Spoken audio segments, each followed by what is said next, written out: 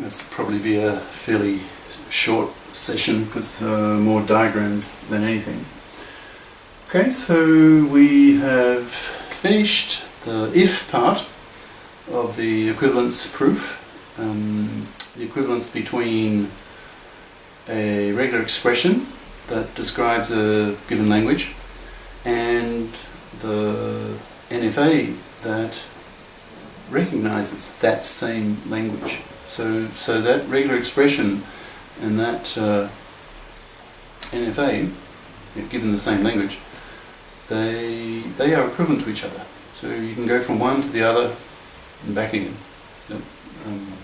So it's two ways of looking at the same language, if you like. Right? You can see the language as what a regular expression describes, or you can see it as a language that the NFA recognizes. So intuitively you feel there's an equivalence between those two things, the regular expression and the NFA. Alright, let's so we've done the if part, so we now know how to go from the regular expression to the NFA.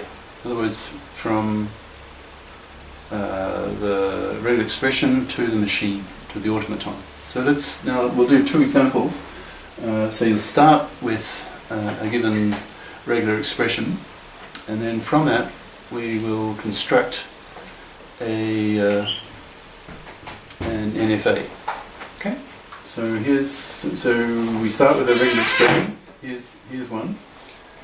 So it's the star of AB union A. Now remember, this is shorthand. Strictly, you'd have a wiggly bracket. The union is an operator that applies to sets, and similarly here you'd have wiggly bracket with an A inside. Here you'd have a wiggly brackets with AB inside. Right? So here's the regular expression that we start with, and that would describe some language. What would that language be? Let's see. Well, it's the star, so you'd have the empty string, the epsilon, and then you could have AB or A or AA or A times AB, or well, and so on. Yeah. Okay. All right. So here's your regular expression, and we will create this. We'll build it up from simpler regular expressions, and corresponding to each simpler component of this regular expression, and those simpler components will be regular expressions. So we'll go right down to the simplest, and as we did before, and construct a corresponding or equivalent NFA, right? And then put the NFAs together in the same way as we put the regular expressions together to build a more complex, larger regular expression, and correspondingly a larger, more complex NFA. Right? So you'll actually see it done, and sort of things should become clearer that way.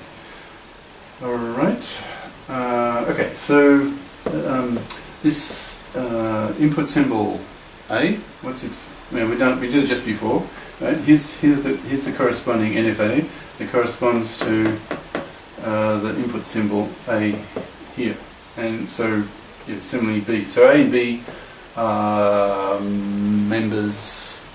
They are symbols, input symbols from your alphabet, capital C. Right? So here's the NFA corresponding to A, and here's the NFA corresponding to B. For AB, here's the corresponding NFA. I'll toss it out as a question to you. Why do you bother having the epsilon here? Why not just eliminate this and then just have state A, state B? What's the point of having this here? Why not just say B? So you recognize A, then you recognize B. So why not just have arrow A and then arrow B? So I'll leave that as a question for you. Alright, now we want the union. Where is it? Here. We want the union now of these. So if that is a set, think of that as a set. So we want now the corresponding NFA, the machine, the automaton, that would recognize this as a set. Remember, this is shorthand. Remember, it's the union, so you've got wiggly brackets here. Well, we've done that in our proof of the completeness of the regular operation union, right? And we did it like this, right? So, starting state, starting indicator arrow here, and then you split. So you see these epsilon arrows, and that means you if you follow this epsilon arrow, that means you have to create another machine. You make a copy. It's an NFA, remember, an NFA. And so you'll have one copy go that way and another copy go this way. And then it independently follows its trail, so to speak, its path that way. And the other machine goes this way. But it too is an epsilon. So it will create a machine for this state and follow this way. Okay, so this trick here, in a sense, doing that, that's typical of the union. When you union two languages, two regular expressions, and two NFAs. Well, this is one NFA, but it has two branches, so to speak. Okay, one for this one, which would be that, and one for this one, which is that. Right? So this NFA here now corresponds to this regular expression. Okay? And can you see we're building up? See, we used this NFA and this NFA in this larger one, and we formed this more complex regular expression from these two. Well, hold on. From these two. Simpler regular expressions. Okay. Alright. So next, and then so we've now got the NFA that corresponds to this regular expression, and now we're not there yet. Now we have to star this. That will give us this regular expression, and then we have to do the equivalent to the NFA. Star, we'll have to, in a sense, star this NFA, in a manner of speaking.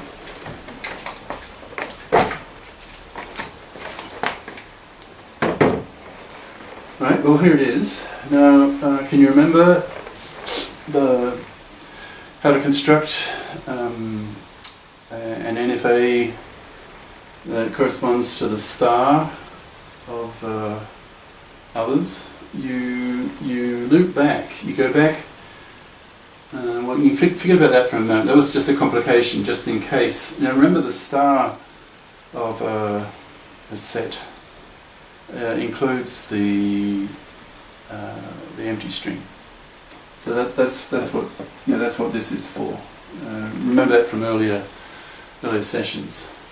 But the main idea was that to get the star, an NFA that corresponds to the star operation, you loop back. You loop back from the set. Well, each member of the set of accept states. So all the double circle states, if you write, loop back to the start state. Well, except for this complication, but to the start state of your NFA. And then by doing that, you can loop through this as many times as you want. It's an NFA. So this diagram, if you like that, and this like I was saying before, this part here is just put in to allow for the very the special case when you've got the empty string, the epsilon.